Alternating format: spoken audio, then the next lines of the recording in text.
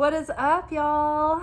It is midnight-ish on Saturday night. You are here for our Saturday night secret sermon. This is our weekly segment entitled Secret Teachings of Jesus, where we delve into the Gnostic Gospels. This is something that I'd always wanted to read, the Gnostic Gospels, and never knew when I'd quite get around to it or have the discipline to really see it through. And so I thought, oh my gosh, wouldn't it be great to make this a weekly segment? And I think it's become probably one of the favorite things that we do on the channel for a lot of people, including me. And it's really given me ideas about courses that I would like to create for you guys, getting into more depth in the content, because we can only do so much in our episodes, even though these episodes usually run about 45 minutes to an hour, but there's so much depth in the Gospels. There's just layer after layer after layer, and most people only see the surface. They only see the surface level. And so that is actually what tonight's portion is about. And it just so happens that this is what this week's Torah portion has been all about. And this is going to be part 2 of last week's portion called Things Visible and Hidden. And so we're we're reading from the Nag Hammadi scriptures, and we've been in the Gospel of Philip for the last year and a half or so. The Gospel of Philip is set up in its own unique way. So basically it's these portions of isolated text, and it's like these cryptic passages. They're very esoteric, they're very symbolic, and they're encoded language referencing other ideas that are talked about in different parts of the Bible. And so it almost, to the archaeologists, they almost thought that this might be Philip's notes, but I find them to be complete in themselves, because they, to me, are perfect for meditation and contemplation. And so many times, we'll do an episode and we'll talk about it for about 45 minutes. And then I have things that are coming through during the week that I'm realizing, or it just so happens that the portion that we randomly chose perfectly parallels with the Torah, the Torah focused energy of the week, which there's a lot of commentary that the Kabbalah Center focuses on throughout the week to make the most of our understanding of the Torah portions of the week. So in case you're not aware, every single day of the year, there's a corresponding energy. And in theory, a soul could do its entire correction in a 365-day cycle. There are the combinations of circumstances and energies and qualities available to each of us throughout the year in this cycle, where if we really made the most of each day, we could theoretically correct our entire soul. And so it's the same repeat every year, the same pattern. So there is a related portion of Torah that corresponds with every week and day that is there to support our soul in its correction and awakening. And many times, so basically the way I pick out our portion is I'll come in from work and I'll flip through and I'll choose the passage that starts to stand out to me and speak to me. And I'm starting to get downloads. I'm like, okay, this is the portion. And then I turn on the camera and we start recording together, and we just read it together, and I give you guys in real time the downloads I'm getting.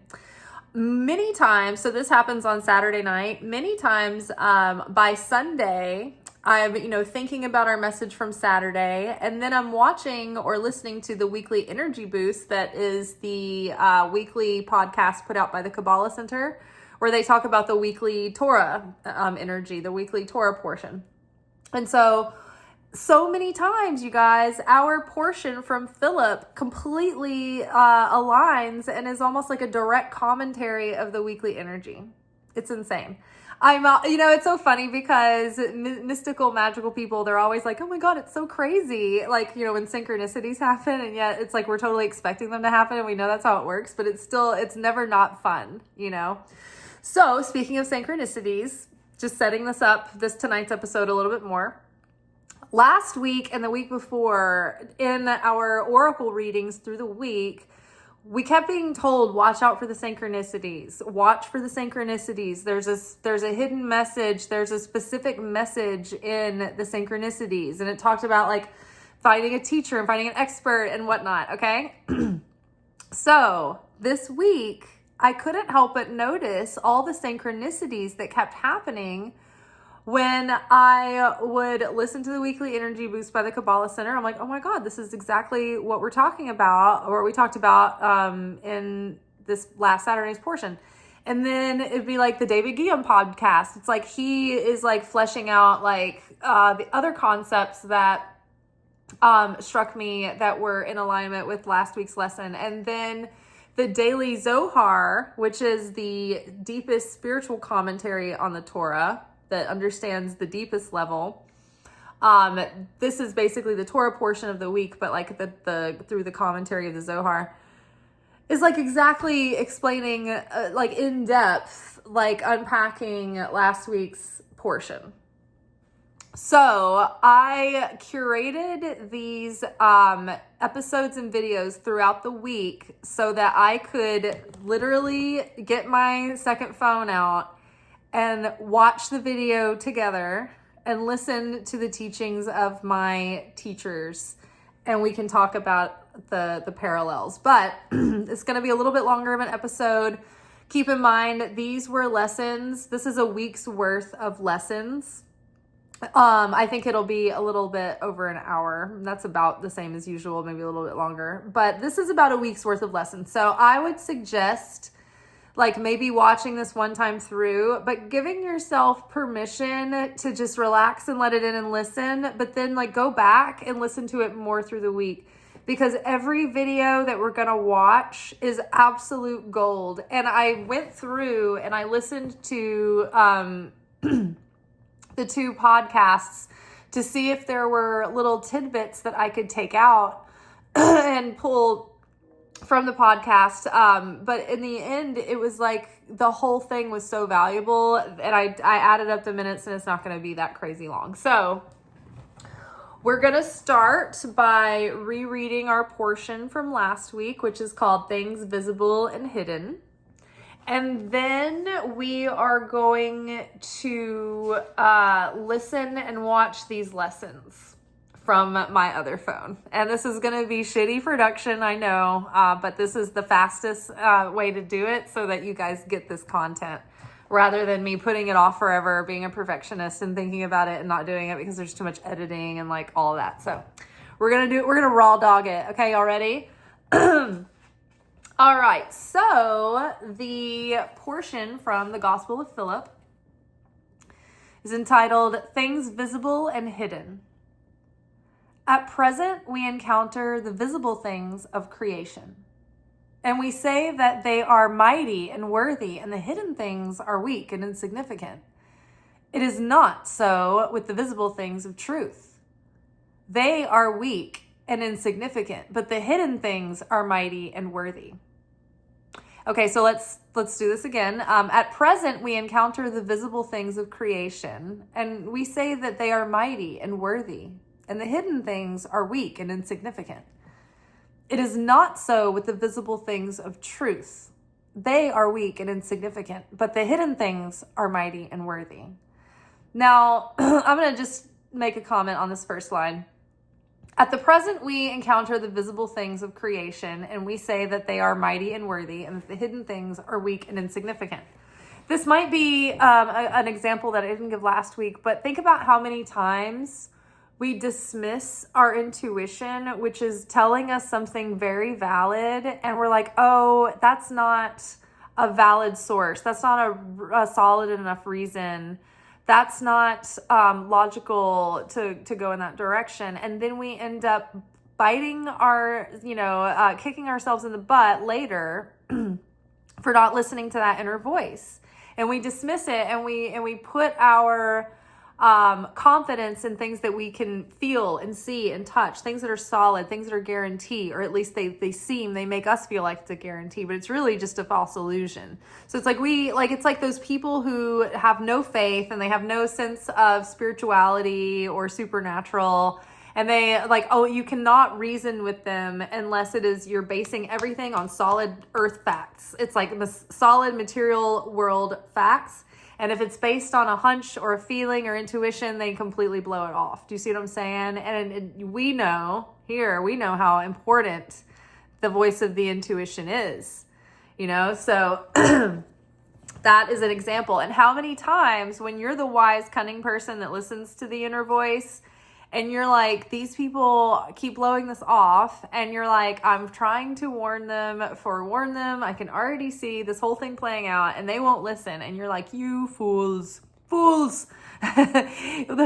that they think that they're being the strong and like, I'm being so responsible and so solid and so strong. And these people are stupid, weak snowflakes, flaky, airy fairy, woo woo, but like really and truly it's the intuition that's wins out every time. So I think that's interesting. Okay, so let's read this and then we'll get into the portions.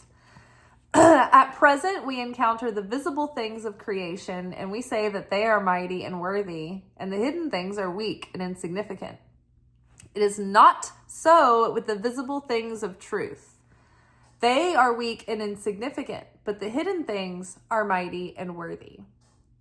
Now, the simplest point of the whole episode that I'm going to give you, this is the thesis statement of the episode, is that this thing that says, it is not so with the visible things of truth. They are weak and insignificant, but the hidden things are mighty and worthy. It's talking about how we understand and interpret the Torah, but extending into the entire Bible. People are so hung up on the literal stories and words they are reading that they get caught up in the first layer and they don't see anything below it. And they think that the first layer is the whole point. But really, it's just the husk to present what is the underlying secrets and wisdom of the Torah. The surface level stories are just codes. They're encoded. It doesn't mean that they didn't happen, or they might have happened in some cases, because the Bible has a lot of different types of writings and contexts. But what is important is the details of the story, because they are a symbolic encoding for the spiritual truth that's being revealed. But we can't just say the spiritual wisdom, because we have to realize it almost on our own, or else we can't comprehend or perceive it. It doesn't take root. It doesn't seem to land, right? This is like when Jesus was frustrated because he gave people parables, and then they didn't understand what the parables meant, and then he tried to just like tell them straight up like the wisdom, and then they really didn't know what he was saying. They were just like, hey, look at that. They had no idea what he was talking about. And then he went back to parables, and they still don't know what it means, right? You have to have fertile ground in order for the seed to take root. So the thing is, we don't get the truth of the universe just handed to us. These are valuable, precious mysteries. The only people worthy of gaining the insight and wisdom of these mysteries are people who devote themselves to perfecting their vessel and spending time in the Torah, searching for these to unlock these mysteries. Those are the people that this wisdom, the understanding is revealed to, right? You can study it, you can read it, but it's not gonna you can even think it's making sense, but you're not going to understand the deeper wisdom unless you earn that wisdom. It's like that's the exchange of the universe. Because if we receive light that we don't earn, it creates bread of shame, and that creates separation from the Creator. So bread of shame is sort of like if you think of a parent, like parents giving to their children to the point where the children are spoiled, and the children aren't earning anything that they're given, and they just become really entitled, and they start like hating their parents, and they despise their parents, and they disrespect their parents, and they're resentful of their parents for all that they've given them because they don't know this consciously, but they're resentful that their parents didn't teach them how to earn and create and do for themselves, but they have been sheltered and weakened by the overgiving. So that this is a deep concept that is like, you could go on and on. I could do a whole lesson on that, but just a basic understanding of why things aren't just so obvious, right?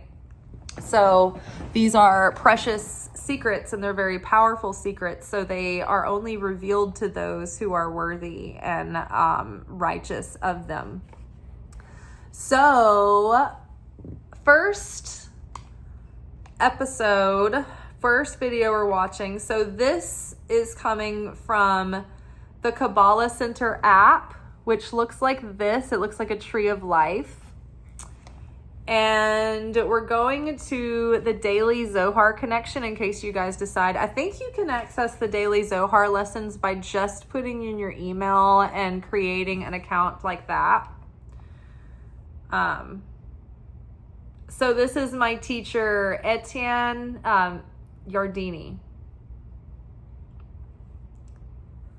And we are starting...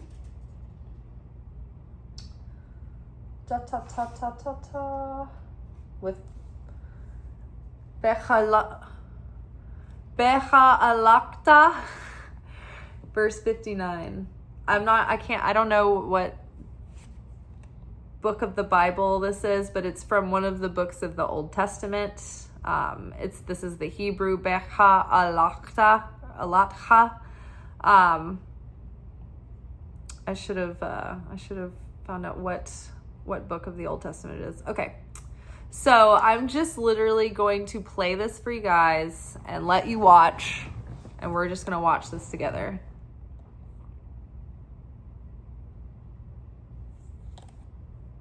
In this section, the Zohar shares with us the connection between the upper worlds, the unseen world, and our physical world. תחזי, על מה הילאה ועל מה תטעה, בחד מתקלה יתקלו. ישראל לטאטא מלאכי אלוהי לילה, מלאכי אלוהי כתיב בהו עושה מלאכיו רוחות, בשעתה דנחתין לטאטא מתלבשי בלבושה די ילמה. והילה מתלבשה בלבושה כגוונה די ילמה, לה יכליל מקם באי ילמה, ולסביל לון עלמה. ואי במלאכי כך אורייתא דברא להו, ברא על מין כולו, וקיימים בגינה. אבל קו וכיוון דנחתת לאי עלמה, אי לאו דמתלבשה בעני לבושים. דהי עלמה ליחיל עלמה למזבל.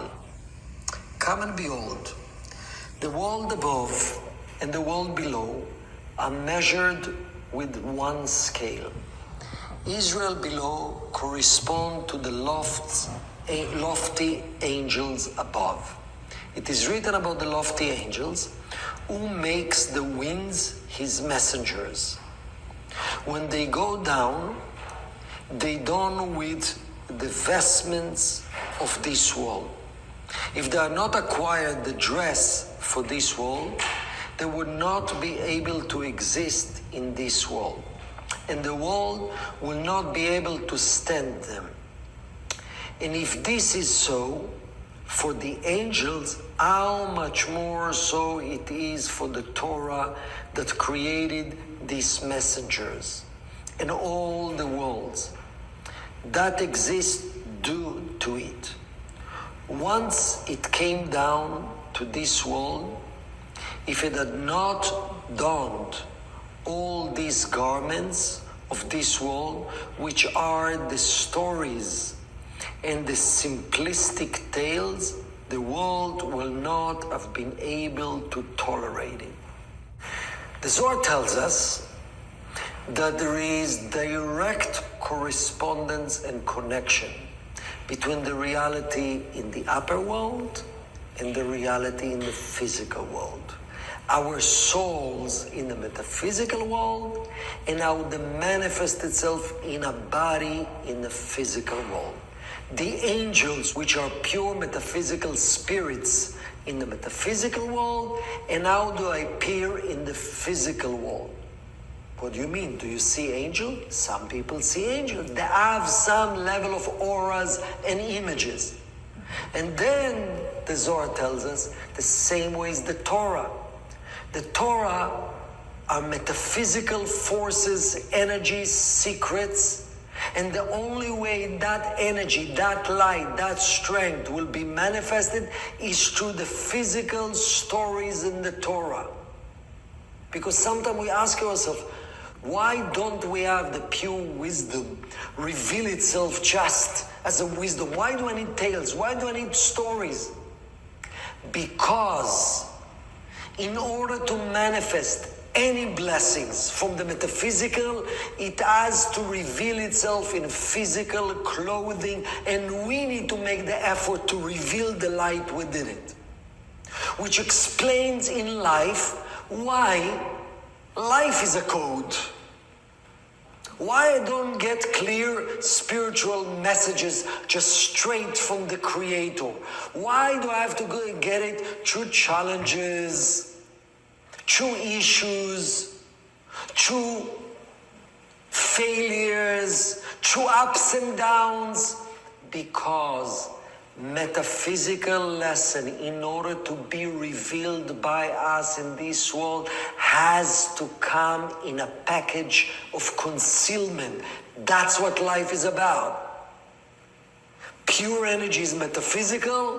It has to become concealed in physical garments in this world, and I have to decodify them and reveal back the true essence. That's the only way true blessings are revealed. If you want pure connection to the metaphysical without going through the process of undressing whatever revealed in this world, nothing will be retained by us. And we won't be able to handle it.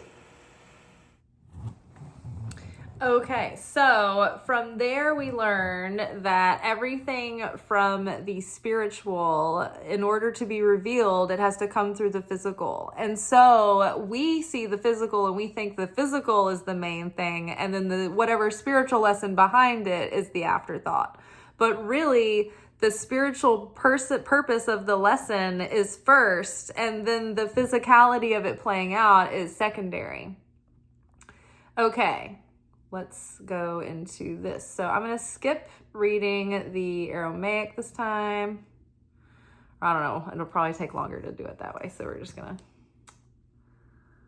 to let it play out. In this section, Rabbi Shimon Bar Yochai shares with us that the Torah, it is just a clothing of the real secret beneath. זלדה, האי סיפור דאורייתא, לבושה דאורייתא היו. מן דחשיב דאו לבושה היו ראיתא ממש, ולה מילה אחרה טיפח רוחי, ולה יאלה חולקה בעלמא דעתי. בגין כך אמר דוד, גל עיניי והביט הנפלאות מתורתך. מה תדחות לבושה דאורייתא? Therefore, this story of the Torah is the mantle of the Torah. He who thinks that this mantle is the actual essence of the Torah and that nothing else is in there, let him breathe his last and let him have no portions in the world to come. Therefore, King David said, open my eyes that I may behold wondrous things out of your Torah. That is, look what lies under that garment of the Torah. Here Rabbi Shimon Bar Yochai share with us the secret and the power of the Zohar and the dangers of religion or religiosity. What is religion very often? Looking at the script of laws, of stories, of what you have to do, what you must not do, and follow it. And if you'll follow it, you'll be liked by God and you'll be in the right path. Rabbi Shimon Bar Yochai tells us, if that's what life really is about, following the physical laws and regulations, what to do and what not to do, and you just take it literally and you think that's what life is all about and that's what will make you connected, it is the biggest mistake. Because like a human being as a body and a soul, and you don't judge humans based on the external, the same way the Torah, the wisdom of the Creator, as a body, which is external stories and laws, and a soul, which is the Zohar, which is the secret of life, what life really is all about. When you follow religion externally, you just attach yourself to the body of the Torah, and anything that is external will cause us suffering, because external is the absence of the light of the Creator. It's the form, it's not the essence. All our job in this world is to search for the essence, which is the light of the Creator that's available in everything that we're going through in life. Every time you study Zohar, every time you study Kabbalah, and you're making an effort to understand the why beneath life, beneath your journey of the soul, beneath the story of the Torah, you are actually revealing light that's connecting you to the light of the Creator. The effort to reveal what's beneath what you see and what you touch, it's a process that helps all of us to reveal the light. Believing your senses, judging based on our five senses, that's what's causing us reactive energy. That's what's causing us disconnection from the light of the Creator. When you have relationship and it's all based on external, it's just matter of time when you're gonna not like that person. You're gonna hate them. Because real connection is when you connect to the essence, to the souls, to the deeper inner attributes of the other person. So the takeaway from that is, whenever things are happening to us in life, we're supposed to say, and this is why the Kabbalah Center teaches this very catchy, easy, fun process, which is pause. What a pleasure. Why is this in my movie? Why is this playing out? What's the significance? What is life trying to offer towards my soul in order that my soul can become corrected and elevated through this? What am I supposed to see in this? What am I supposed to be learning from this? So too, for the Torah, when you read the Bible, when you read the Torah, when you read the books of the writings and the prophets, you're not just looking at the surface story.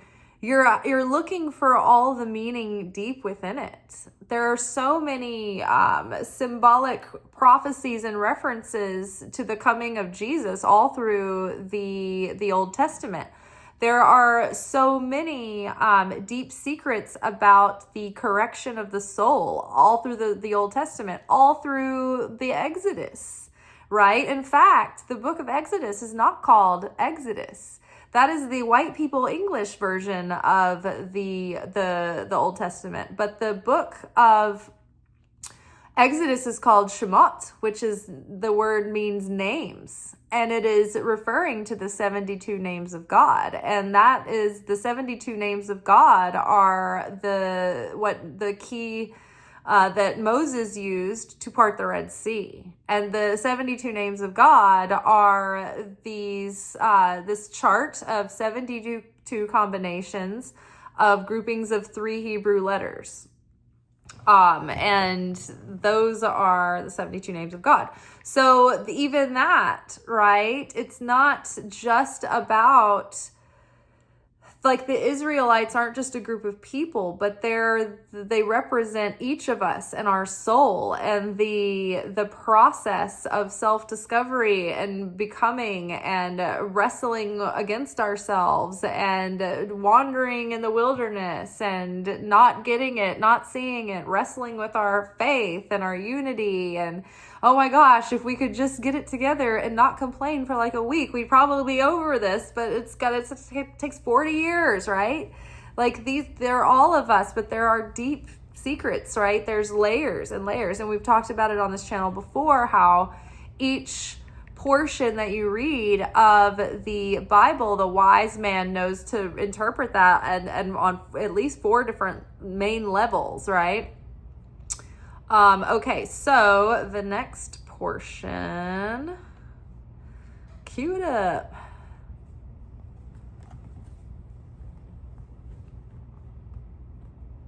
In this section, the Zohar speaks about how do you choose to look at your life?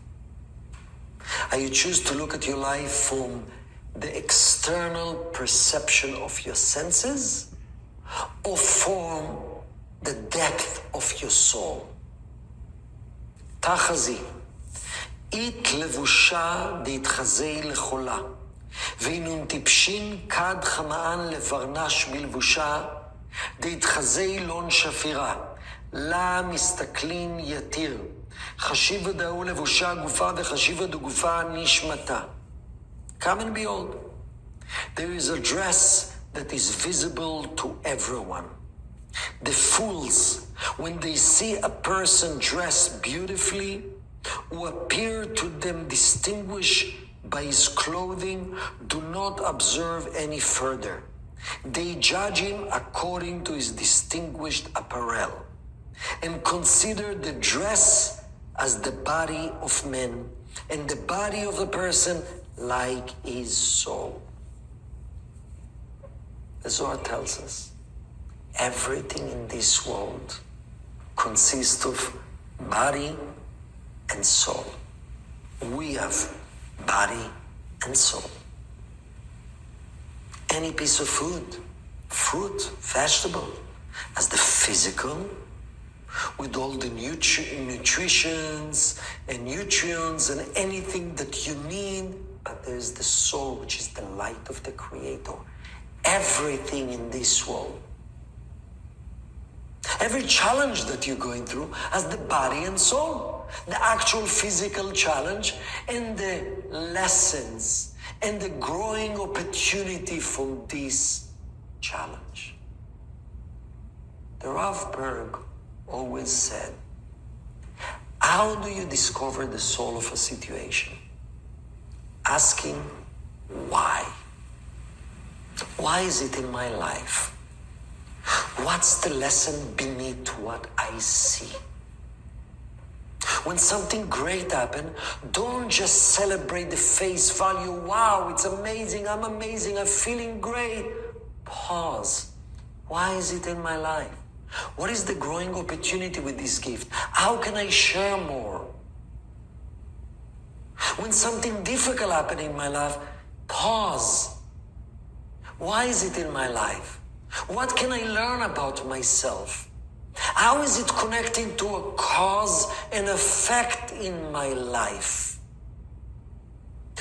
More I ask why, for the sake of exploring the deeper lesson. The thought of the Creator. The thought of the Creator is only one, to help me. The why beneath everything that's happening in my life, helps me to connect to the thought of the Creator behind everything that I'm going through. When you happen to be talented in this certain area, ask yourself, why the Creator give me this gift of talent?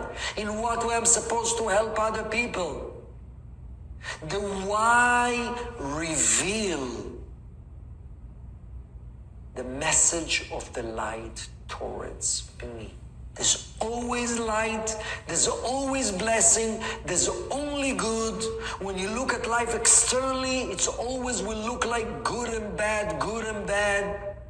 and it will deteriorate into more bad than good, because the end result of anything external is deterioration.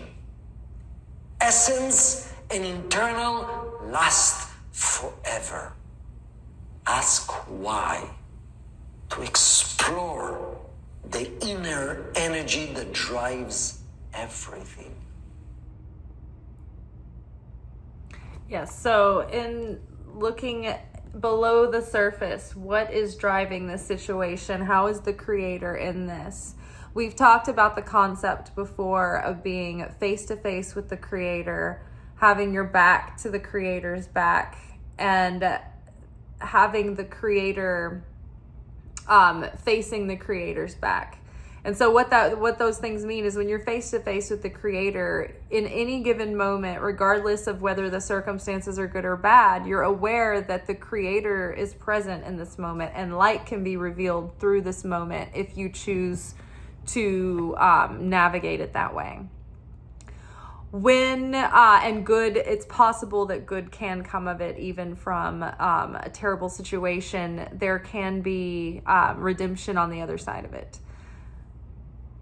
When you are facing the Creator's back, that means that you realize the presence of God was moving in a situation after the fact. And you can appreciate it down the line through hindsight, but you're in the moment, you're caught up in the drama of it all.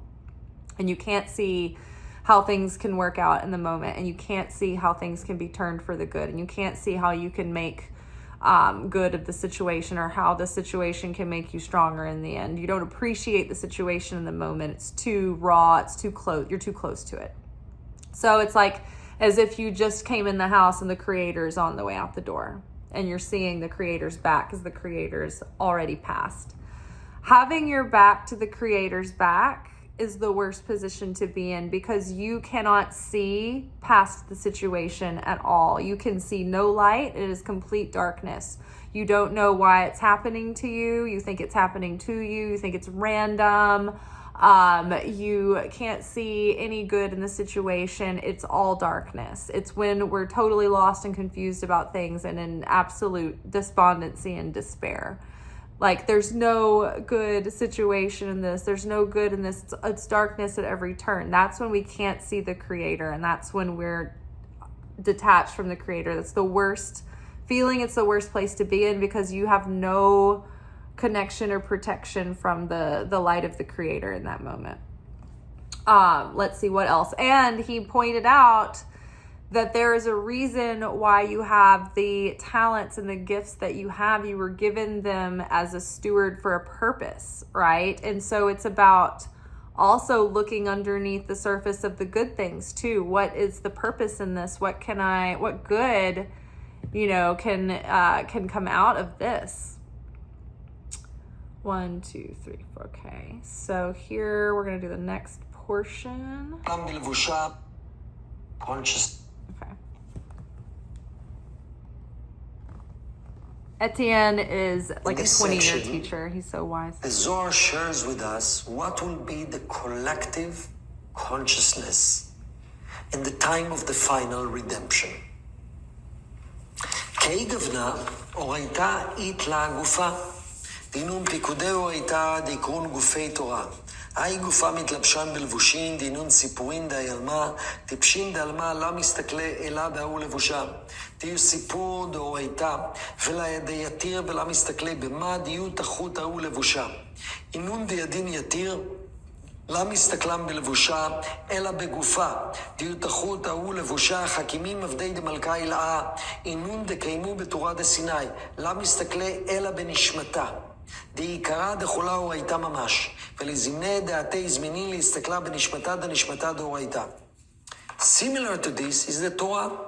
It has body, which is composed of the commandments of the Torah that are called the body of the Torah. This body is clothed with garments, which are the stories of this world. The ignorant look only at that dress, which is the story in the Torah, and are not aware of anything more. They do not look at what lies beneath that dress. Those who know more do not look at the dress, but rather at the body beneath that dress.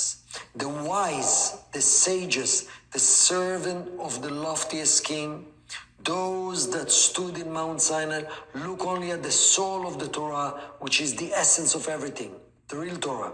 In the time to come, refer to the time of redemption, they will look at the soul of the Torah. Basically, the Zohar tells us that while we are all struggling with judging reality based on the external, and all our effort in this world to study Kabbalah is to see what's beneath the external. It's actually to see the light, to see the love of the Creator. That's our job.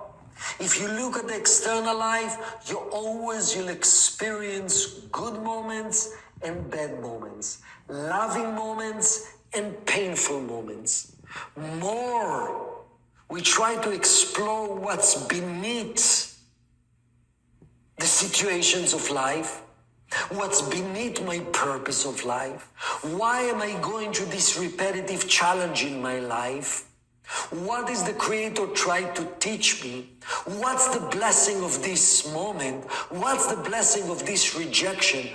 More and more I'll be able to find that everything is just love. The Zohar tells us in the times to come, when collectively we'll finish our tikkun, we all will be connecting to the soul of the Torah. Means what? We all will be able to feel that everything in life is pure love. There's nothing but pure love. We don't have to wait until that final redemption, but it's just indicating that that is the potential of all of us. We have this ability within all of us, and that's our actually struggle and what we are striving to achieve. Let me reveal that everything in my life that was and is the pure love of the Creator. And the reason why it doesn't feel so, because I'm stuck in judging the external.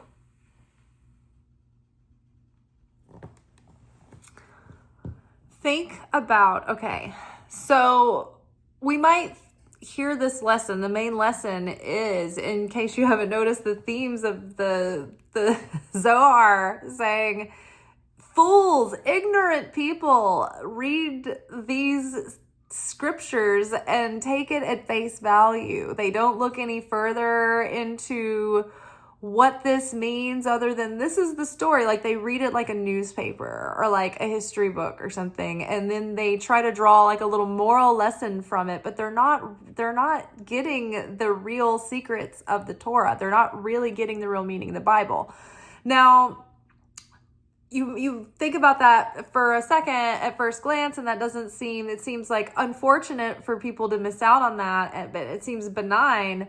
But think about how dangerous it actually is, because look at where we're at right now in this moment in time in 2025. Where we've arrived at is people on a mass scale, not understanding the context of the Bible that is the central focus of their religion. And then because of their lack of understanding of that text, they're not prepared to discern when other people are using that text to manipulate them into joining their cause or agenda. They're weaponizing the Bible because those people don't understand it either. They take the surface level and then they're like, ooh, I'm going to pick and choose the topics that fit my narrative. And then I'm going to use this to sell my scheme to people, and I'm going to manipulate them by making them believe that this is what God wants. And then this is a vicious cycle of people who don't understand what the true meaning, they don't understand the mysteries of the Bible, the real meanings of it, the real teachings. And so they weaponize the parts that they can use. And then the other portion of the people either fall in line or they know on a moral conscience level that that's wrong.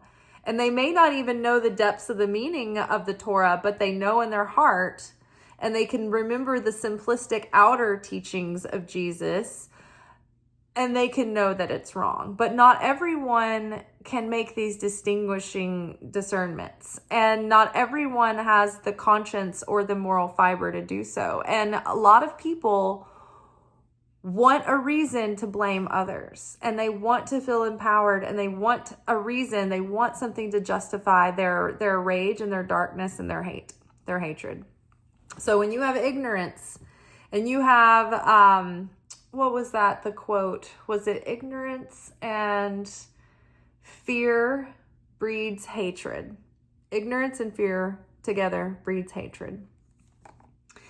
Okay, so there are great treasures in understanding the mysteries of the Torah, but there are also great dangers in not understanding the mysteries of the Torah.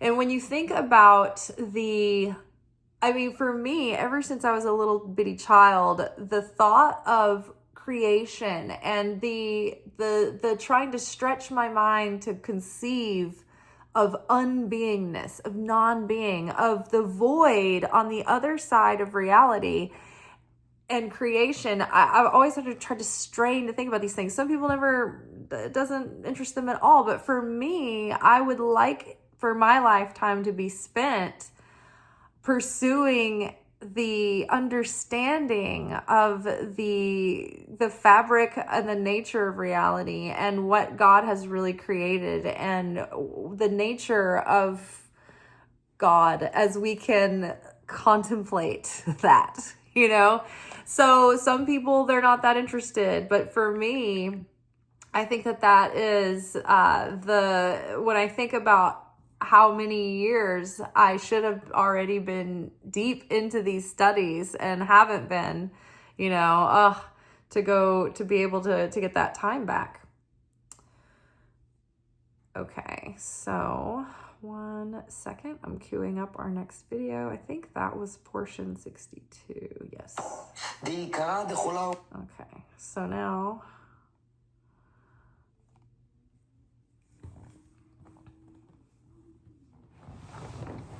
in this section, the Zohar speaks about how to break the limited part of us, the body consciousness. והיא נשמתין חומרין, דהינון כמעני חרס. שבירתן זוהי טהרתן. כדא נשברו, נטהרו, ורזה דמילה זבחי אלוהים רוח נשברה, אבל אינון דמשתדלים באורייתא דבכתב ובאורייתא דבעל פה. דהינון אש ומים, אינון דמשתדלי ברזי דאורייתא, דיו אור דכתיבה ותורה אור באורייתא, אינון מתחתים בה. If the souls are materialistic, in that they are like clay utensils. Their breakage is their purification. As it said, if they are broken, they are cleansed. The secret of this is the sacrifices of Elohim are a broken spirit. However, as far as those involved studying the written Torah and the oral Torah, which is the fire and water, and those who are striving after the secrets of the Torah, which is the light of which it is written, and Torah is light, they are purified through the Torah and do not need Ghiyam. The Zohar tells us that since we all live in the physical world and our soul is concealed within our physical body, and the body blocks our heart to truly feel the light of the Creator, you need to find a way to break the body consciousness. And breaking the body consciousness can mean sacrifices, but can mean actually chaos. Think about it. Every time you're going through a major challenge in your life, or you used to experience it in your life, major chaos, it breaks the body consciousness, and there's an opening. There's suddenly deeper awareness. And if not, maybe a greater chaos will do it. But the Zohar tells us, you don't have to break the body consciousness through actual chaos. The whole secret of studying the secrets of the Torah and the Zohar has the power to penetrate and to break the body consciousness and open our heart to truly to see the light and to connect with the light. There's a choice in our life. Do you want to wait for actual break and chaos to wake up beyond the materialistic consciousness? Or use the desire to study deeper, to share this study to others in order to break the body consciousness with ease? What a blessing that we can connect with the Zohar in that way. So, to summarize that, they're saying that in order to purify our soul from the negativity, many times we have to go through chaos and process and these experiences that are these tough lessons. And we can wait till our body consciousness is broken against our will, or we can proactively do things that purify that body consciousness. And one of those is through our study of the Torah and our investment and our time in learning the secrets of the Torah.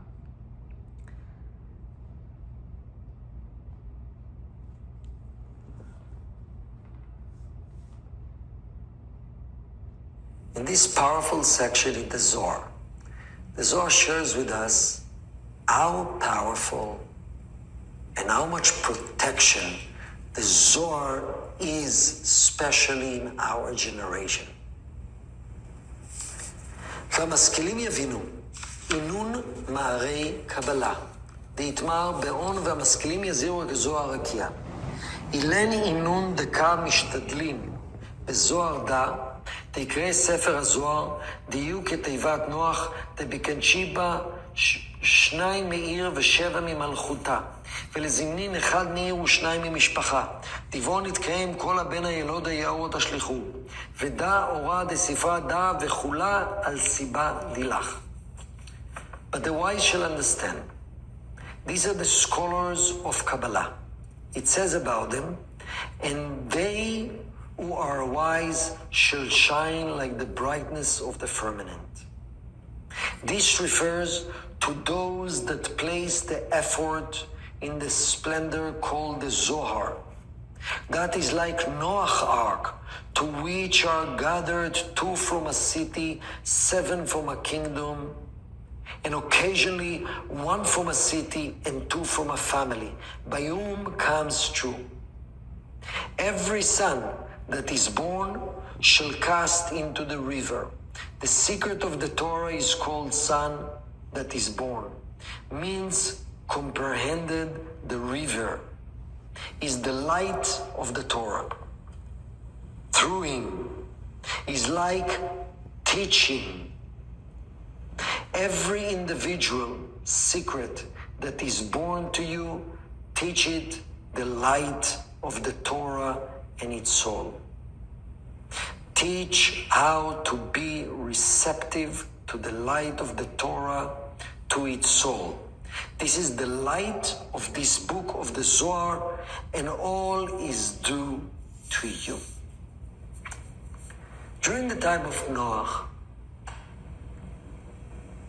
was collective negative energy which caused destruction and flood. And Noach and his family and pair of each animal entered to the ark. It's called Noach Ark. What was that ark? This ark was consciousness that is not aligned with the negative consciousness that existed out there. It was not a physical protection. It was a spiritual consciousness energy field that brought about physical protection. The Zohar tells us what is really the Zohar. It's a protection shield. The consciousness of the Zohar, the light of the Zohar, that lift all of us all the way to Binah consciousness. It is a protection shield of our generation. Studying it, scanning it, reading it, sharing it, applying it, connecting us to the Noach ark of our generation. Our goal, that the whole world will be protected with the light of the Zohar, with the Noach ark of our generation. This is not just words. This is not just wisdom. It's actually connecting to a different world, that chaos does not exist. As students of Kabbalah, we all need to open ourselves to the big picture mission of Rabbi Shimon Bar Yochai and all the Kabbalists. It's not about making people wiser and learning how to cope with life challenges in a better way. Much bigger than that. Eliminations of pain and suffering from the world. So this was pointing out the importance of when we understand and when we draw wisdom from the Torah, from the Bible, from the scriptures, that we should share and teach those to people. We should also share the wisdom that we have been taught through our teachers about the Bible and the Torah with others. And we should also help people understand how to understand and how to look for those inner hidden meanings in the Bible and in the Torah. And so if you don't know, the Zohar is the deepest commentary on the Torah by Rabbi Shimon Bar Yochai. And I think this was around maybe between 100 and 300 years after Christ walked. He took the oral secrets of Kabbalah and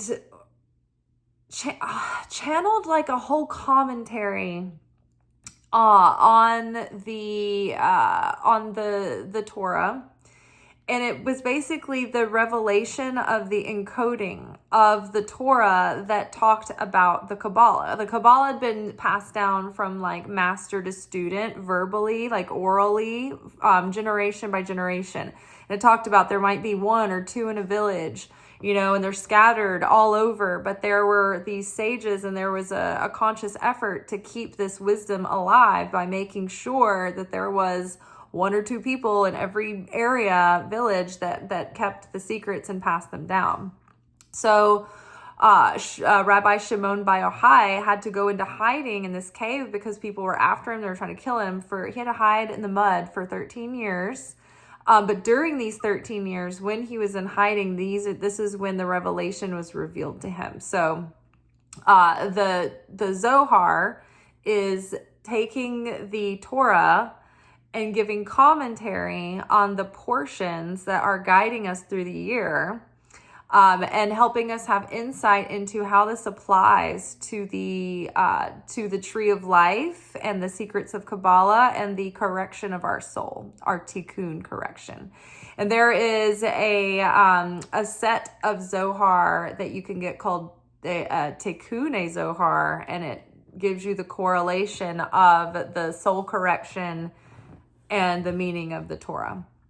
Okay, so the next thing we're going to watch, I know we're an hour in, and so instead of doing another episode separate, I'm just going to go ahead and go on through. We've got about an hour left. So this is going to be, you know what, maybe we should break this into a two-parter. We're going to continue on in the same style in the next episode. But in the next episode, you know what? No, we're just going to do this all now. And you guys don't have to watch it all in one go, but I do want you to hear these teachings because they are maybe some of the most important foundations through which you can start to understand life and why and how things are playing out the way they are, and how to really start to think about approaching Bible study and the understanding of the Bible and the Torah. And that way, when you see people being very dogmatic and very legalistic and very religious and very surface level and material about, being really critical about judging people based on, you will start to understand and separate yourself from that thinking and that consciousness, because you understand that there are multiple different layers going on, and that's not the ultimate lesson or truth that we're drawing from the story. And some people have it all wrong. They're focusing on the wrong things and twisting those details to suit their own agenda, and you'll start to notice that. So that also gives you more maybe peace about some of the things that seem so outlandish or barbarous in the Bible. And you're like, what is going on? Like, why would they be talking about this? What is the context? And it's like, oh, there's a whole symbolic meaning behind this surface level story. Okay, so now this is going to be an episode of the weekly energy boost on, this is a podcast, so we will be listening. I'm going to fast forward though and get us through the introduction. Hold on, I've got notes on timestamps. Weekly energy boost, a minute and 55 seconds in. Anytime.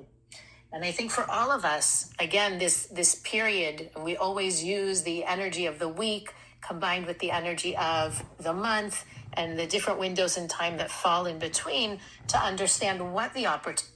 Okay, just so you know, guys, this is also from the Kabbalah Center. This is Elisheva Balas, and this is also Etienne Ardeni, the teacher that you just listened to in the Daily Zohar. So if you guys are interested in taking classes with the Kabbalah Center, you would go to Kabbalah.com, and then it's the Kabbalah Center's website, and you can start by just setting up your account with just your email. But if you decide to become a member, I think it's like $49.99 a month, or you can purchase like individual courses and workshops, but I just recommend being a member if you're interested in the material and you want to learn.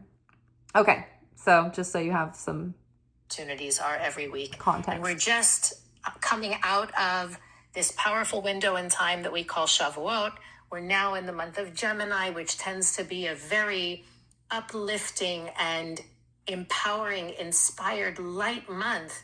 We want to take the opportunity, regardless of our own personal experiences, to level up, to take every opportunity that comes at us on a daily basis as a step forward, as the opportunity to elevate ourselves. And one of the things that the Kabbalists teach is that those two operating modes that we have, the soul, and the body comes with the ego, with the emotional system, with the intellect, and the soul, which is infinite, limitless, capable of being in all places at all times and is all-knowing. They're constantly at odds. And even though we're the inner and the outer, the inner is the soul's consciousness, the outer is the ego, which is a manifestation of the body consciousness, or that outer consciousness, the physical consciousness. meant to live in this state of constant flow, constant connection with the light, constant guidance, we're also, and there's a purpose for this, of course, we're also constantly confused, disrupted, disturbed by the ego and the body and its different lacks and needs and wants. So when we make a choice, we choose our thoughts, we choose our words, we choose our actions, we're either choosing soulful actions or choosing lack-fueled or ego-based actions.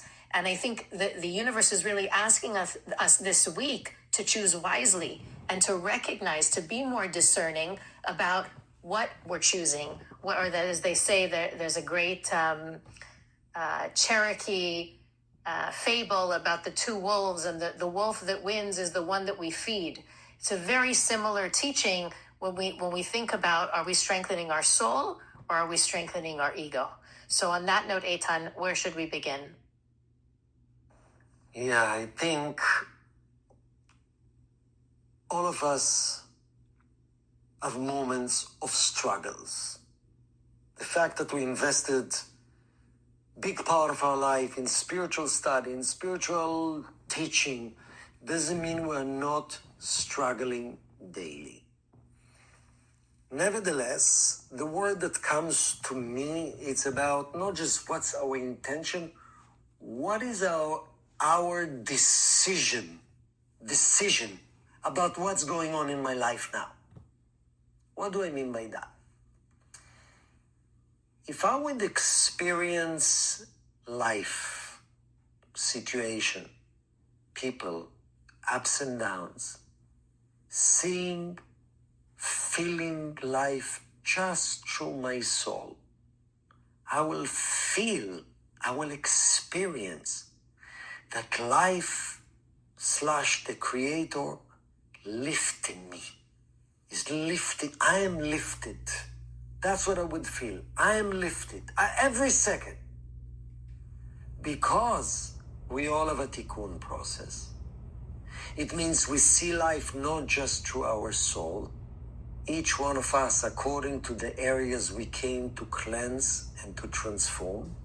We see our life through what we call Kabbalistically our shells, our limited self, areas that I'm blocked to feel my soul. So what do you do about those moments? Because every time we feel I'm going nowhere, or I'm going down, and I'm feeling down, and I don't feel lifted by life. You know, the energy of this portion is be'alotcha, being lifted by life.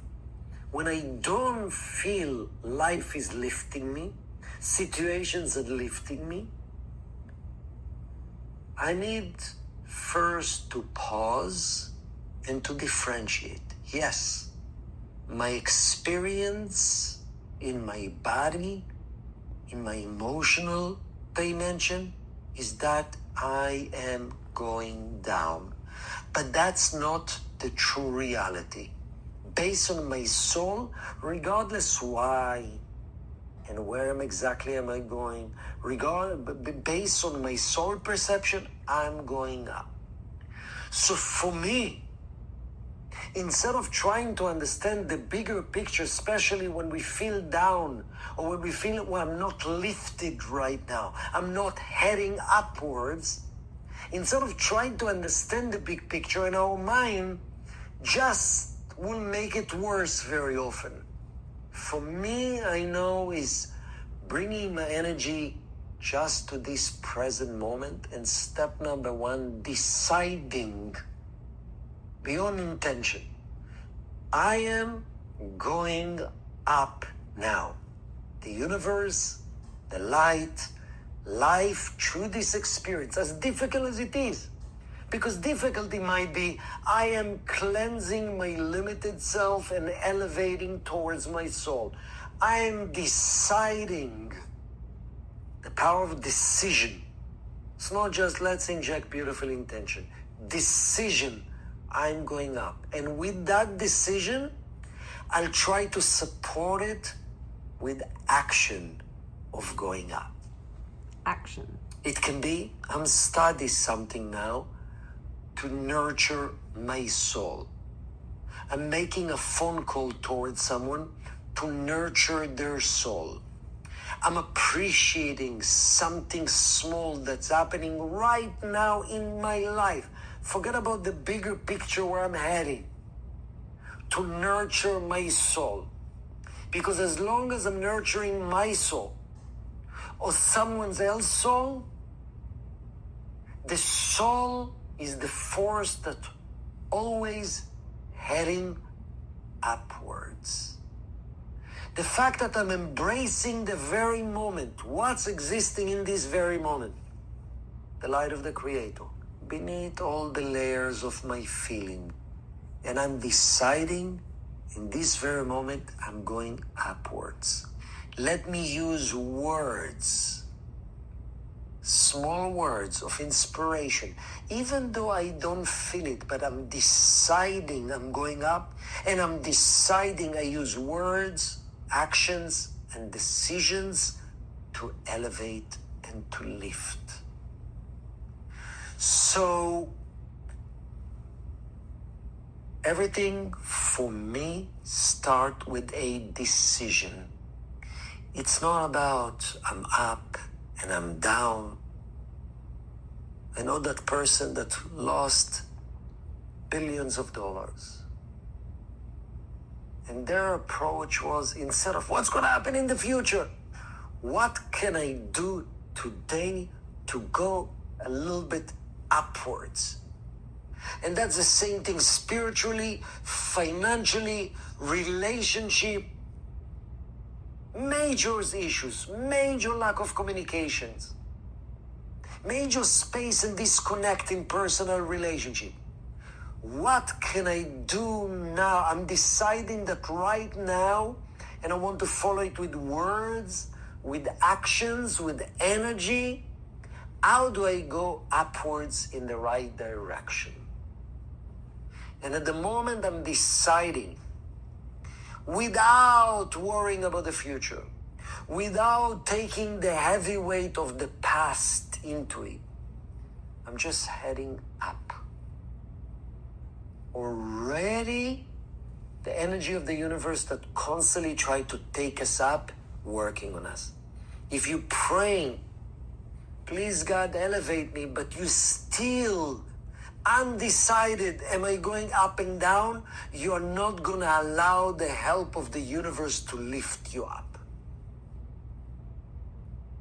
I think we agree with what you're saying retroactively. If we would ask everybody who's listening right now, can you think of a difficult time in your life?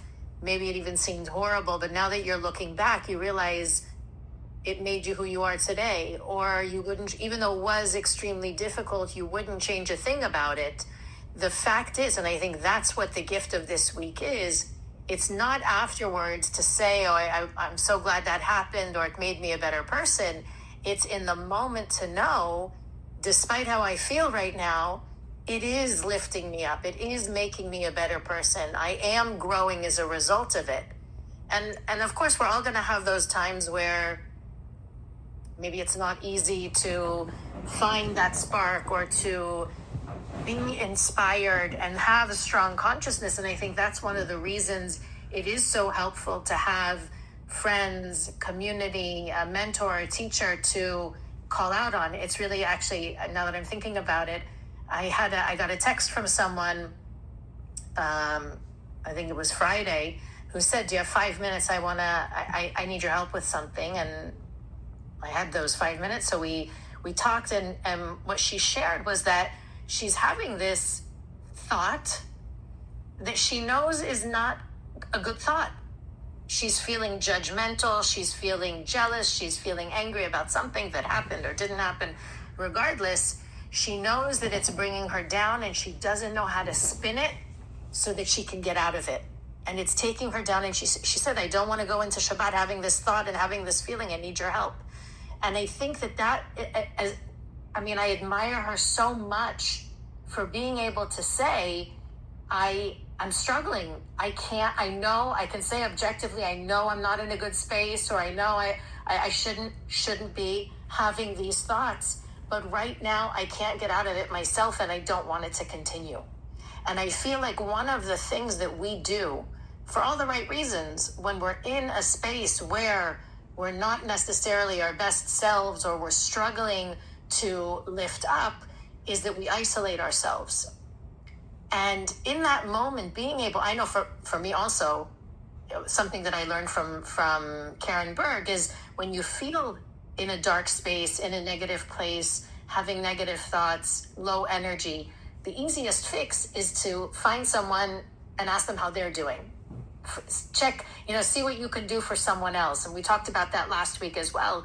But even being able to have someone in your life that you can say, lend me your hand right now. I need a lift up. And, I don't know, we talked maybe 7-9 minutes. It was a relatively quick conversation. She was able to understand and sort of trick her own opponent, the repetitive thoughts that her opponent knows can hold her down, to spin it in a different way so that, you can see at a certain moment, this is ridiculous. This is not who I am. This is an old version. This is an old movie of mine. I don't want to be here anymore. And from that place, draw the strength to replace those thoughts. But I think the key, and one of the things that we're being reminded of this week, is that we're not meant to do this on our own.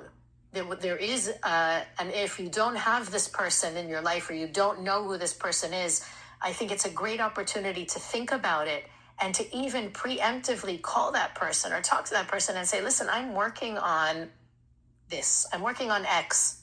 And if it's okay with you, in those moments where I'm not feeling strong, can I call you? Can I reach out to you? Can you help support me? Can you be that support for me as I work on this? Because we're all subject to those moments. And as you said, Eitan, it's not for the sake of holding us back. Those moments we learn are literally a ladder up, that if we recognize it in that moment, we can take a leap upwards. It just is a matter of deciding, I'm not going to let my thoughts define me. I'm not going to let the space that I'm in determine my reality. And the moment you make that decision and you follow it up with an action, you're no longer in that reality. Beautiful. Two things I would like to say. First, sometimes you'll have a these negative thoughts that I'm going down, and worries and fears and darkness and negative emotion. For me, I've learned the fact that I'm deciding I'm going up doesn't mean these negative thoughts will stop. And it's okay. Within the fact that I still have negative thoughts playing in my mind, it means that's my consciousness. Your consciousness is what you're deciding happening right now. Because the part of you that deciding is the observer. Sometimes you can actually hack the thought and transform them. But let's be honest, sometimes we can't. It's just part of the tikkun process, this negative thought. Don't feel that you're a failure because this negative thought's still there. Smile to yourself, still feel it, I still hear it, but I'm deciding I'm going up. So that's one thing. Another thing regarding support. It's two realms of support. People and the Creator. So it's very interesting. One of the indication of real relationship, marriage, partnership, true friends, soulmates, spiritual friends that are there to support each other. When one is down, the other person, for some interesting reason, is more up and elevated. to teach us that we meant to receive help from each other. The people right next to you, that you meant to be close. Each one of us have friends, people, loved ones that meant to be your support system. That's the idea of mentor, that's the idea of soulmate, that's the idea of teacher, but each one of us in our own realm. So think about it. In real relationship, we are not vulnerable to ask for help, to be lifted. You don't have real relationship. And the magic of real relationship, when you are down, the other person will be more elevated. And when you are being more elevated, the other person will be more down. Because we meant to support each other. The Zohar writes something very interesting. That the Creator created poor and rich, wise and less wise, inspired and less inspired. So in every given moment, there's a person that can lift us and we can lift them in one area in our life. Besides just the Creator is our source, actually the Creator sent the people like angels to be in our life to lift us. And of course, we all need to learn the skills and the energy to come from a true desire to be lifted. True desire to be elevated. And if you're coming from these true desires to boost your soul and to charge your soul, the right person will be there. That's as far as relationship with other people. I need to check something on the oven. People that when Keep they're listening. going through their down moments, they isolate. And when they isolate, it's self-punishment. Self-punishment. Because isolation, because I don't want to bother other people, because I just wanted to go through my own process. Actually, I'm punishing myself. None of us can do it ourselves. None of us. We all need each other. Yeah, some people, it's easy for them just to pray to God, beside the Creator, which we need to ask for help.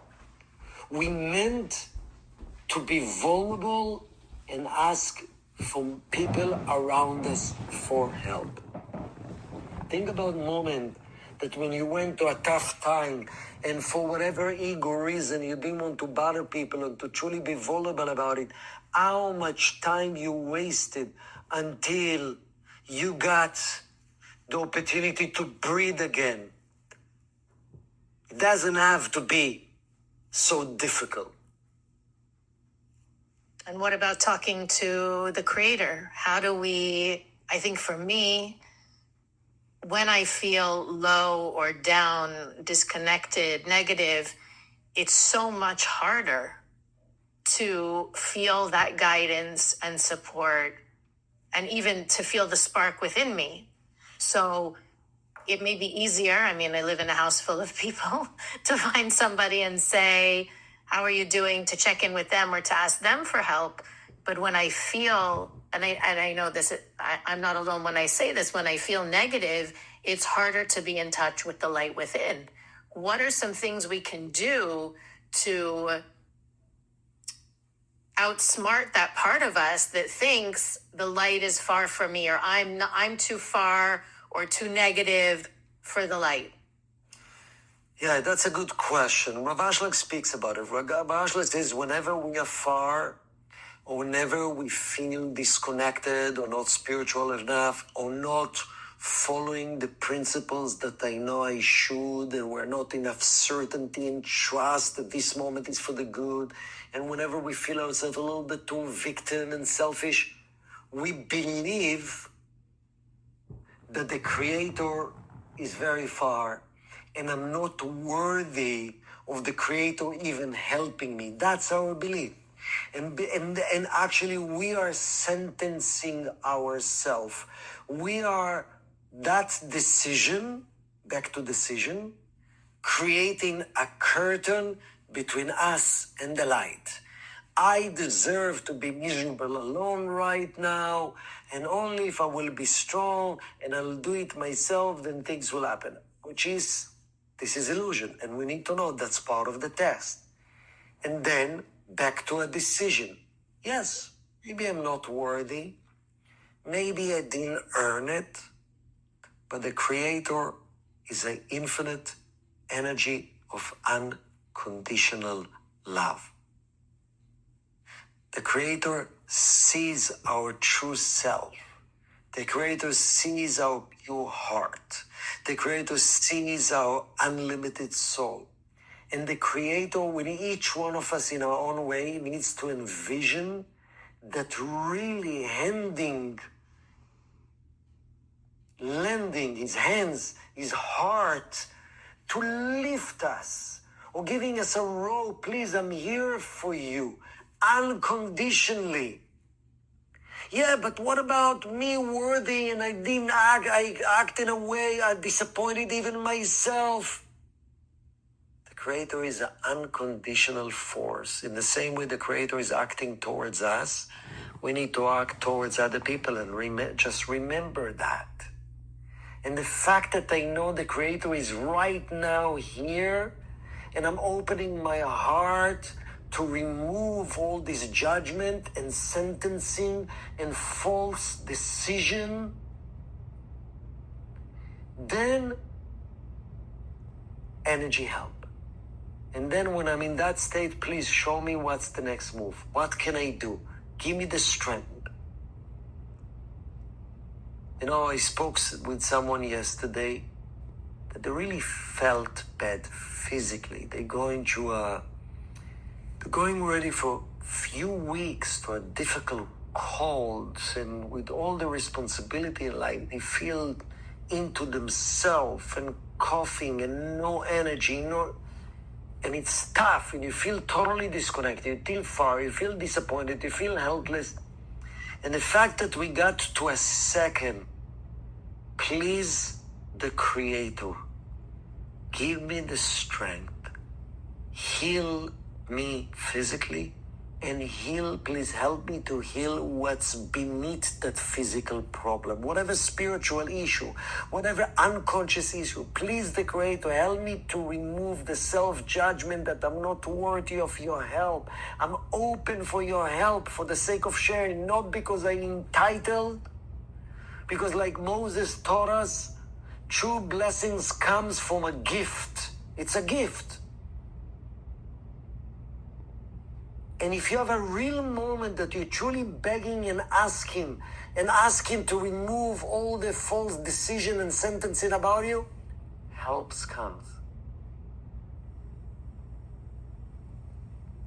I'm smiling. I'm thinking about a few people you shared about this person who's not feeling well. I know someone going through a really difficult legal situation. And I think it's not uncommon these days to feel discouraged or overwhelmed by the darkness in the world. Not only our personal negativity, but just you look outside and you think, how can I be a part of the solution? The darkness is so great, so real. It's often like, what can I do? A lot of people, I do think, feel not helpless, but just so insignificant compared to the noise out there. And I was reminded, I often, and this is something that you can do also, when you're in that place of feeling dark or insignificant, or that, you just can't anymore, I often turn on a random class, open a book, I ask the light for a message, and it always comes through. Sometimes it's a podcast, but it's like I get the nugget that I need. And the nugget that I got today, and I try to start my mornings with listening to something anyway, just because it sets me off in the right consciousness, right mindset, was that it's really just the small things. You're not meant to eradicate all of the darkness in the world. You're simply, each one of us is responsible to reveal our own light. And that's the only light we can reveal. You can't reveal someone else's light in the same way you can't do someone else's spiritual work. You can't change anyone but yourself. that light that you have is your responsibility to shine. And it doesn't only shine when you feel good and you feel radiant and inspired and helpful. You're also shining your light in those moments where you don't feel it and you manage to decide to take a positive action or to take a step forward, or you decide that this situation is going to elevate you. In that moment, you're doing the best thing you can do for the world, which is shine your unique lights, reveal another part of you that was concealed before this situation happened. And I feel this week, especially, if we can all be mindful of taking that decision and backing it up with actions, regardless of how small or insignificant or hidden the action is, we will see a tremendous difference in the small world that we live in, but hopefully also in the bigger picture, in the world at large. Weekly energy boost is available on. So I thought that was so steeped with good things that I didn't want to break it up. I just wanted you guys to hear that whole podcast, because it's like the Zohar portions told us the concept to take in and to plant within us. And then it's like this episode is like telling us how to start applying that as we're going through life.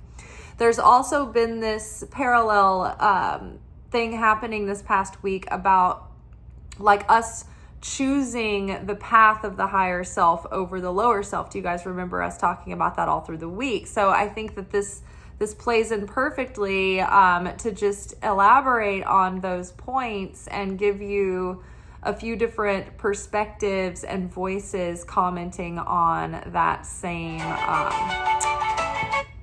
concept. Okay, so this is David Ghiyam's podcast. And so the weekly energy boost that we just listened to, I put a link to the podcast and to the YouTube video in the description box. Same for David's. You can see his podcast, or you can go to his YouTube channel, David Ghiyam. Somebody had asked me about my Kabbalah teachers before, so this is a fun sort of like summit for you. Unofficial big event here. I've got great speakers coming. This is it. Welcome to the stage, David Ghiyam. Thank you for coming, David. You're welcome. Okay, so let's go 2 minutes in where he starts. This is past his announcements. Okay, so David talks about this again, but just from a slightly different angle. But this is addressing some of the recent questions too. This episode randomly gets into some examples that I thought would be good for specifically if you're watching, Greg, you had that question recently about taking if you should take the gigs to fix up the cars. And David talks about the light being revealed through fine cars. And, you know, both of these episodes touch on the fact that we have these gifts and these desires and these interests that are meant to be expressed, and they are meant to reveal the Creator's light in the world. And they're of all different kinds of things. So I think this will be interesting for you. It also addresses that question that had come up recently, and I'm still going to do a video on that. But this is something to tide you over in the meantime about what is the difference between greed and healthy ambition, or more specifically, like, is there spirituality and materialism at all, right? And wanting fine things. But so listen, stay tuned. This is the last thing that we're doing. It's our grand finale, and I think this is going to be about 20 minutes. So hang in, get a snack, press pause, go to the bathroom, take an intermission, smoke them if you got them, and let's roll the tapes. Unexpected challenges and chaos that comes, especially around finances and money. So sudden losses of wealth, often there's tension, and they're talking about with a friend. And she was asking me, let's get into the energy of the week. And I wanted to actually start with a concept that I was talking about with a friend. And she was asking me, I need to make a decision about something. What decision do I make? And that can be about anything that we're all going through in life. So think about in your own life, if you're at a crossroads, there's a decision you need to make. It could be in the area of relationships. It could be in the area of your career. It could be simply planning a vacation and trying to figure out where to go, what to do, when to go. It can be a decision of when to confront someone. Oftentimes we have challenges with people, and there's tension and there's space, and there's this lack of unity as a result. And we know that wherever there is a lack of unity, blessings cannot follow. So if you're fighting with someone, if there's negativity with someone, if there's hatred with someone, and you're not making at least the attempt to close the space, anywhere that there is space between people, there are unexpected challenges and chaos that comes, especially around finances and money. So sudden losses of wealth often have to do with a lack of unity, a lack of partnership, a lack of respect, and space between two people. So you may be thinking right now, oh, what do I need to do to remove that space? How do I do it? What do I say? When do I do it? How do we answer this question? How do we actually draw down the answer to any question that we have about what to do? And so I was sharing with her, and this has to do with the energy of this week, that many of us are looking for the answer, meaning I don't know something. It's because I don't have the answer. And so I'm going to ask people for the answer. I'm going to research an answer. I'm going to ask people maybe who have been through something similar, and maybe they will give me the answer. But what's powerful about Kabbalah is that the answer is already known, because the question is created from the answer. And we've already learned what comes first: the light, the creator, or the vessel, the desire to receive. The creator has always come first, which means that the fulfillment comes before the desire. If you have a desire for something, it is because the fulfillment of that desire already exists, causing you to look for it, to desire it, to want it. So if you have a question in your life, if you have something that is unanswered, it is not that the answer is far away. It is not that the answer doesn't exist. The answer already exists, and it's waiting to be revealed to you once you expand your vessel to reveal that answer. So it's not even about asking a million people for their advice about what to do. If you haven't earned spiritually the answer cannot come to you. And so, pausing there to circle back to when we were talking about how the secrets of the Torah are revealed through our earning them, through going through the process of our soul correction, through that study of the Torah, through that earnest transformation of our heart and consciousness. It doesn't happen just because we sit down and read it. We have to have eyes to see and ears to hear. in everything in life, remember, the vessel is what needs to be created first, and then automatically the fulfillment will come in. Automatically the clarity will come in. So she asked me, so what do I do to build the vessel? And one of the most powerful technologies, which we've talked about before, and I'm going to speak about it again, is this idea of prayer. And I told you, if you go outside right now and for 10 minutes, talk out loud to the Creator, and you can ask two questions. Question number one, what do I need to change about myself? Or what do I need to know or learn to expand my vessel?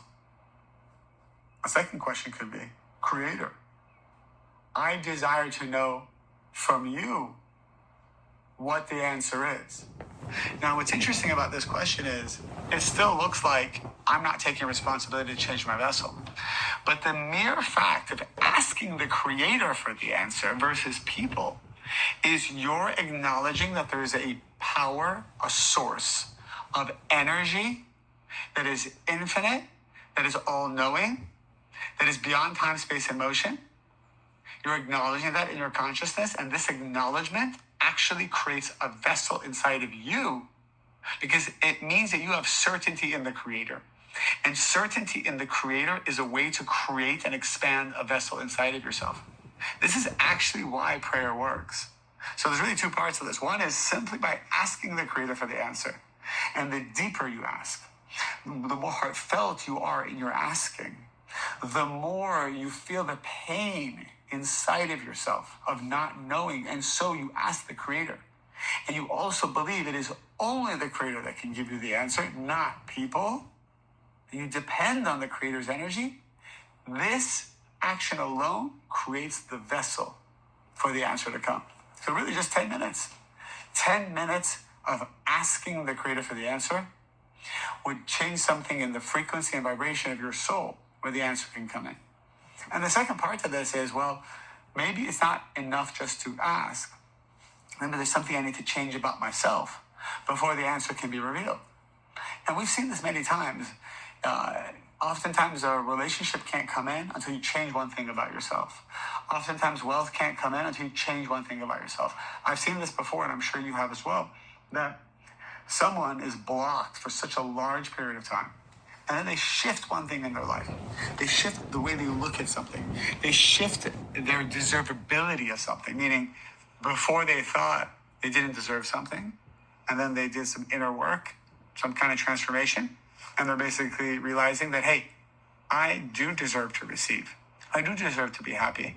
And you've shifted now your vibration and you've expanded your vessel, and then great things can come in.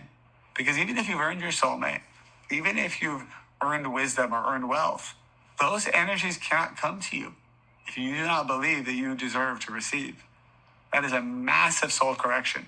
The belief that I can have everything in this world. And we have a lot of shame around that. We have a lot of limitations around that. Some of us believe that you shouldn't have too much, you can't have too much, you must suffer before you receive. A lot of limitations. But asking the Creator what I need to change about myself, especially when it comes to belief systems about receiving, is the second way and also additive way of praying. So I really want to solidify this point, and this is the week that we can receive this support system, that we are the sole creators of our vessel. No one needs to change around you. Trying to change things externally actually is a complete waste of time and energy. And the negative side has controlled and manipulated us to believe that something needs to change on the outside. When something is changing inside of you, especially around your belief systems, especially using the tool of prayer, you are now expanding your vessel and capacity to receive that fulfillment, which is already there. The money is already there. Your soulmate is right there. Even if you're in a relationship and you don't want to leave this person and you believe that you're meant to be with this person, but you're not happy right now, the higher version of that person is there and can be revealed tomorrow, can be revealed to you immediately, but something must shift inside of you. So this is the first point that we want to make. Now, it's something interesting I'll share with you. We had a little bit of time. I'm here with my parents, and so we decided to go shopping. And there's a lot of beautiful for a wedding. Clothing stores, obviously, and people always ask the question, is it spiritual to spend money on, or maybe a lot of money on clothing, on fashion, on the way we look? And it's a good question. What energy does clothing have? Often people have limited beliefs and shame around buying nice things and enjoying nice things in this world. So obviously a lot goes into this question, and there's a lot of wisdom around purchasing and buying physical objects in this world. But first, let's understand something. The Creator gave us everything in this world so that it can be revealed and enjoyed. I remember we're out in the valet, and this guy pulls up in a beautiful car. I've never seen, it's actually a new Ferrari SUV, and it's a car that just recently came out. And everything about the car was very beautiful and impressive. The color was beautiful, the style of it, the additional trimmings that were on the car. And so we went to look at it, and there was so much energy that was coming from something so beautiful. There's a reason why people love these types of cars or this type of clothing, or even to come to place like the south of France. Like, why do people pay so much money or travel across the world, or they want to get married here? They want to have the most momentous times of their lives here. There's energy to be revealed. And the truth is, all of this beauty was created. I don't know if they can see. You know, you got this beautiful view, you have this ocean here. All of it was created to be experienced by the human kingdom. Meaning, if someone doesn't enjoy the view of the ocean, that part of creation is just not revealed. That part of God, the creator, is not revealed. So the creator actually wants the human kingdom to experience it all. So this is true. In Genesis, God had the whole earth created and all the plants and all the animals ready to go, but they weren't revealed until Adam was up and Adam. And there was an actual human being to perceive and appreciate the paradise. That the physicality or the revelation of the Garden of Eden wasn't revealed until Adam was there to perceive it. All the physical pleasures of this world. Because by experiencing it, by enjoying it, it becomes revealed. Now, what's the problem? The problem is we see people in this world enjoying all of physicality, and it's making them more empty. It's making them have a lower consciousness. It's making them be very connected to physicality and not spirituality. So the problem is the way we connect and the consciousness in which we connect. So we went to this clothing store, and one of my friends was trying on some clothing. I tried on a jacket, and the jacket was beautiful. It was lovely. And it was very expensive. It's a very expensive jacket. And I thought to myself, well, I'm not going to spend this much money on a jacket. In the end, I didn't buy the jacket primarily because it didn't fit right and it would have to be tailored. And in my eyes, if you're going to pay a lot of money for something, or whatever a lot of money is relatively, like, why go through the time and hassle of also having to tailor it? That's just my philosophy about things. But the truth is, had it fit right, I would make an investment in good clothing because two reasons, with two types of consciousness. One, the reason I like this jacket is because the jacket likes me. The jacket is actually sending me a signal to reveal it. This is why I desire it. So that's the first thing. When you want to drink coffee, why do you want to drink coffee? It's not that you want to drink coffee. It's that the coffee wants to be revealed and is sending you a signal, come drink me. That's what I say about the mushrooms in the woods. All of the physical things of this world actually trying to be revealed through us. And when we do enjoy that thing, we are actually uniting light and vessel. We are doing a great service to creation by revealing that light. We become happy, we make other people happy, and we are allowing creation to do what it was meant to do. All the kingdoms below, which are the animal, plant, and mineral kingdom, are here to serve the human kingdom, to become like the creator, to transform who we are, to access miracles. And so when you're looking at the ocean and enjoying it, or you're looking at nature and you're enjoying it, the trees are happy because the trees and the ocean are here to serve us. And by us having pleasure, pleasure is the revelation of light. So technically the ocean allowed us to reveal light. And so there's circuitry. And creation is elevated as a result. The problem is, what is the intention and consciousness by which you enjoy things? And I'm going to share this one powerful lesson with you, that if you always keep this lesson, anything you enjoy in this world, you will be able to keep and it will bless you. As opposed to when you don't have this consciousness, there will be chaos by you buying this jacket or this car or going on this trip. You could go on a trip and it could cost you a lot of money. You'd be stuck on the tarmac for 3 hours and the hotel room's not right and there's mosquitoes and there's bad weather and there's the wrong people. Or you could go on a trip and everything can go your way.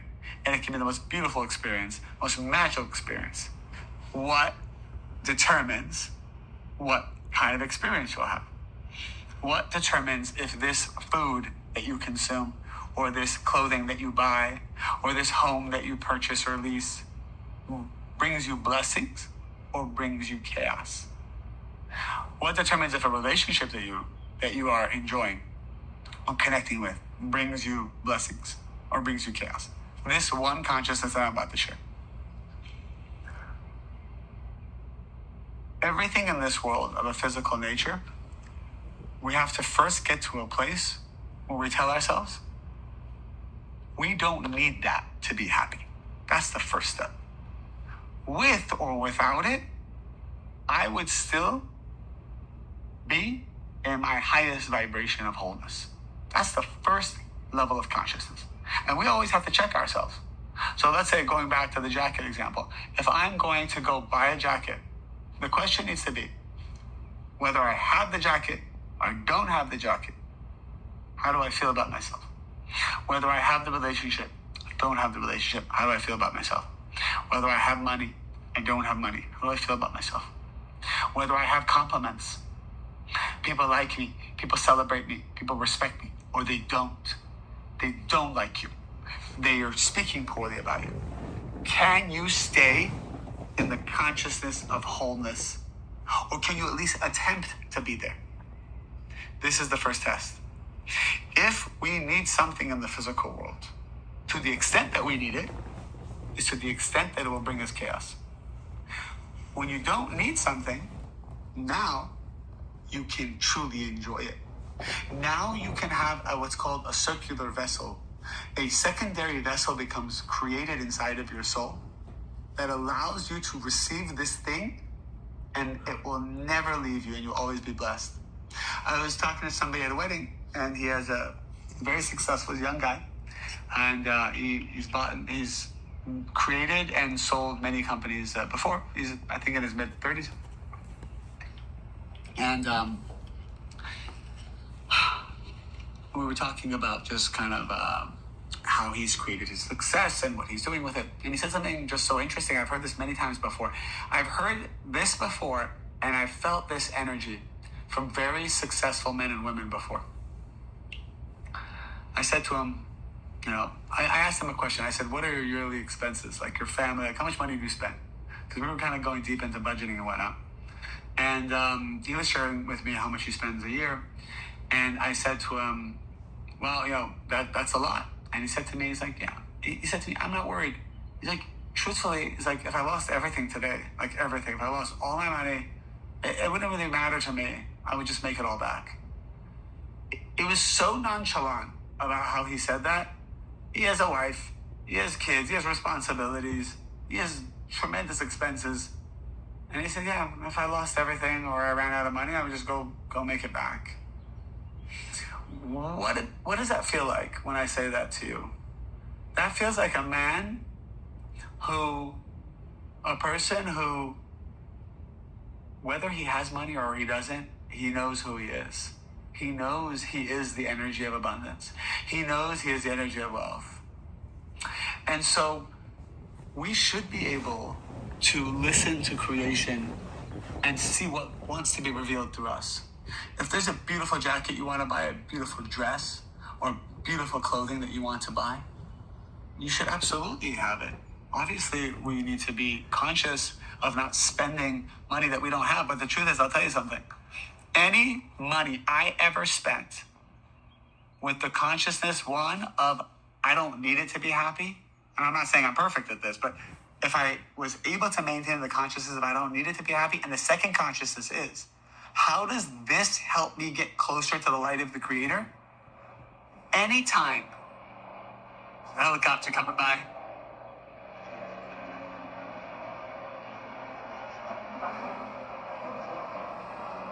okay. I want to make sure you can hear me. Okay. Anytime I have the consciousness of, I don't need it to be happy, but I'm really willing to reveal it. And the second thing was, I want to do this to bring myself closer to the light of the Creator. Always that money came back. Always, always, always that money came back. And the truth is, there was a time in my life I even asked myself, if I'm teaching spirituality, if I'm teaching about abundance, if I'm teaching about manifestation, and I learned this lesson many, many years ago, I used to not care at all about how I dressed. I just wear sweatpants all day and be comfortable. And I would literally go into board meetings with investors where there was a lot at stake and everyone's in suits, and I would just come, dressed like I didn't really care.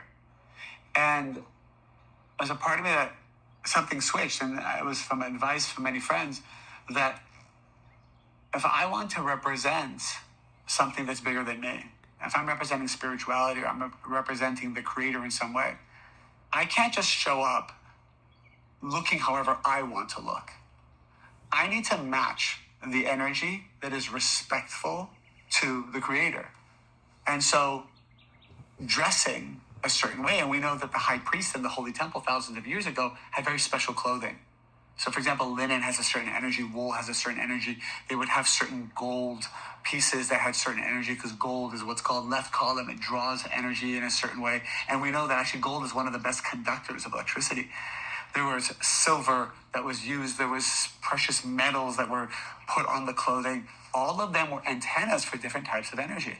And based on the hierarchy of a spiritual person, they actually had clothing that was representative of that. Because clothing is what's called our surrounding light. And so when you have torn clothing or dirty clothing or clothing that is not taken care of, it actually affects your surrounding energies. It affects your aura. It affects how people's evil eye and jealousy can penetrate through to you. And it also doesn't make you feel inspired to be close to the creator because you're basically surrounding yourself with a dirty energy when you have dirty clothing, especially clothing that is like not torn on purpose for a fashionable reason, but if stuff gets like destroyed and you have like old clothing that's destroyed, it's actually negatively affecting your aura and your protection and your inspiration. So surrounding light always has to do with motivation and inspiration. When you have a strong surrounding light, you're more motivated and you are given inspiration energetically from the outside. And when you have a weak surrounding light, you have less motivation, more sadness, more apathy about like creating things in this world. So one of the things I've learned is investing in clothing or even investing in nice things within my means with the intention of I don't need it to be happy. And number two, how does this bring me closer to the creator? How does this represent the creator? Has always brought me blessings. Has always brought me blessings and somehow worked out. I'll give you another example. I've made the decision 2 months ago that I want to bring my parents who are in their 70s and for decades I've not really spent this type of quality time with them. I said to myself, every trip I go, whether it's a seminar or be with my friends even, so I'm here on a wedding with my friends, I said I'm going to bring my parents. I bring my parents to everything. I even bring my parents to the after party and the lunches and the dinners and all that stuff. And the truth is, bringing my parents has now tripled my bill from flying and hotels and food and experiences and whatnot. And there was a moment in my mind, I'm like, whoa, this is a lot. Granted, my parents are also helping a lot. They're helping at the events and, they're giving their time and their energy. But when I had that thought, wait, this is getting expensive, then there was another thought that said, the Bible, which is the code of humanity when it's actually decodified, and Kabbalah decodifies the Bible. We know that one of the 10 commandments is to actually honor your parents. And there's a lot of secrets there. A lot of secrets. There's no such thing as 10 commandments, by the way. It's 10 levels of energy. And each of the phrases of these 10 levels of energy, these 10 dimensions, unlocks a gate of energy inside your soul. And so the one that has to do with parents is the more unity you have with your parents, the more care and love you have, even if your parents aren't living, even if you have parents who are absent, even if you're adopted and you don't know who your biological parents are, your step parents actually fill that role. Even if your parents don't want to have a relationship with you, that's okay. The effort you make to have unity and love and connection to your parents, it's called, the Kabbalists say, the sages say, Chokhmah and Binah. It's Abba and Ima. It's two dimensions of light that when they are open, you receive a really balanced energy into your life. And so the more effort we make, the more money we spend, the more time we invest in unifying ourselves with our parents, living or not, estranged or not. Our effort is what counts. These two dimensions of light called Abba and Ima open up. You have more divine inspiration, you have more certainty, you have more protection, you have more surrounding light, you have more healing, more of everything. And so I told myself, well, you know what? This money being spent, it doesn't even matter how much it is. I'm opening up these two dimensions of light, and by doing so, I'm bringing back 10 times the wealth, 10 times the energy, not to mention just everything else, just how amazing it is just to be close to your family in that way. So this week, this energy is helping us reframe our consciousness.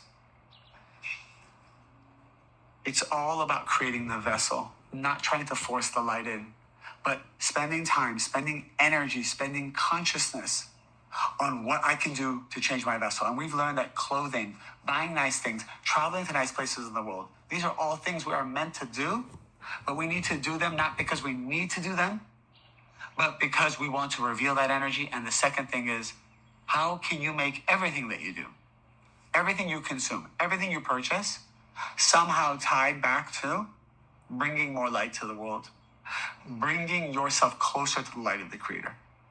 If you want to buy something nice, and that's going to give you more inspiration or energy to do more spiritual work, great, go do it.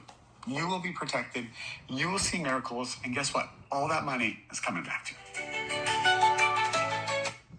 All right, you guys. So those were podcasts that I felt explained to us how to live in the concepts of understanding what is inner is actually the value and the vital part. That's the light. And what is outer, the external, is just the vessel. It's just the shell or the channel that the light is coming through. So we'll read this portion one more time and then we're out. At present, we encounter the visible things of creation, and we say that they are mighty and worthy, and the hidden things are weak and insignificant. It is not so with the visible things of truth. They are weak and insignificant, but the hidden things are mighty and worthy. So, yes, I would say rewatch this. There's so many great nuggets of wisdom that I felt worthy of packaging together in one mega lesson. But let this marinate through the whole week. Think about everything that we've learned tonight and watch it again. And if you need to, break it up into portions. Break it up into small sittings where you can really absorb the lessons. And you can do that. You can watch, one Zohar portion at a time if you need to, and then listen to that podcast, The examples that they gave were great examples of people, with the common struggles that we all kind of face and wrestle with.